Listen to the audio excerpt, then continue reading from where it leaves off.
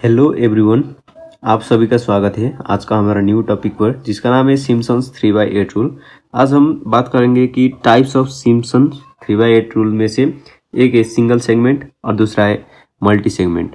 तो आज हम बात करेंगे कि single segment Simpson's 3/8 rule use करके हमको कोई भी कर्व और इंटीग्रल का वैल्यू फाइंड करना है तो हम कैसे करेंगे। ठीक है, उसके लिए पहले मैं थोड़ा इंट्रोडक्शन दे देता हूँ कैसे करना है, उसके बाद हम एक प्रॉब्लम सॉल्व करेंगे। ठीक है, तो हमारे पास क्या है कि सिंगल सेगमेंट सिम्पसन्स 3/8 रूल में क्या होता है कि 3 सब इंटरवल्स होता है, हमको डिवाइड करना पड़ता है। जैसे कि 3 सब इंटरवल्स का मीनिंग क्या होता है कि n जो b - a/n होता था, n की जगह पर हम 3 रखेंगे, 3 सब इंटरवल में डिवाइड करेंगे। ठीक है, उसके बाद हमको जो इंटीग्रल दिया होता है b to a f(x) dx दिया होता है, उसका जो वैल्यू होता है 3h/8 y0 plus y3 first और लास्ट फंक्शन का वैल्यू प्लस 3 इंटू रिमेनिंग।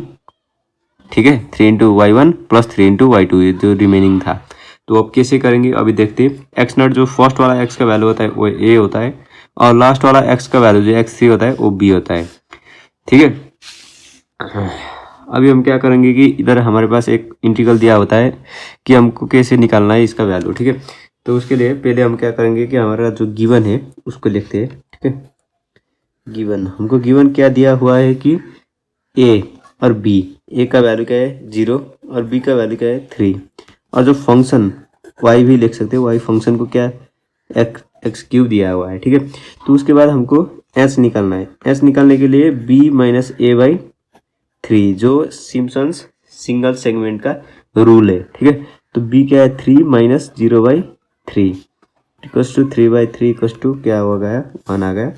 उसके बाद आपको क्या करना है x का वैल्यू निकालना है। x0 जो फर्स्ट वाला x0 है वो क्या है a 0, और तो उसके बाद वाला क्या होता है ये इंक्रीजिंग साइज है, x0 प्लस a होगा 0 + 1 इक्वल्स टू 1, x2 कितना है 1 + 1 2, x3 कितना हुआ 3।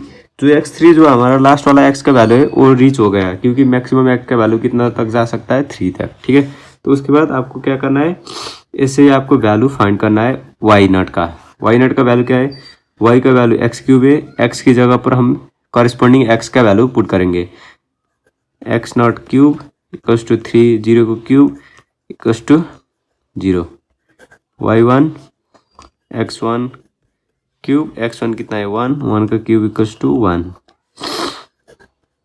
y2 क्या है x2 का क्यूब है, x2 कितना है 2 का क्यूब इक्वल्स टू 8, y3 कितना हुआ 27। ऐसे ही करते जाना। ठीक है, कोई भी कैलकुलेशन में प्रॉब्लम नहीं होगी। ठीक है, उसके बाद हमारा क्या है फार्मूला क्या है 3h/8 है।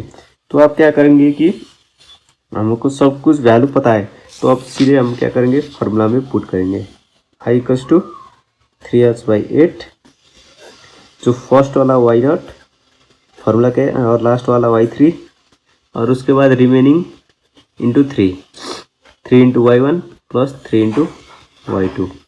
ठीक है, उसके बाद 3 इंटू s का वैल्यू कितना है 1/8, y0 का वैल्यू कितना है 0 प्लस y3 का 27 प्लस 3 इंटू y1 कितना है 1 प्लस 3 इंटू y2 कितना है 8, 3/8 ये कितना आएगा वैल्यू 27 प्लस 3 प्लस 8 3 जा 24 इक्वल्स टू 54 इक्वल्स टू 20.25।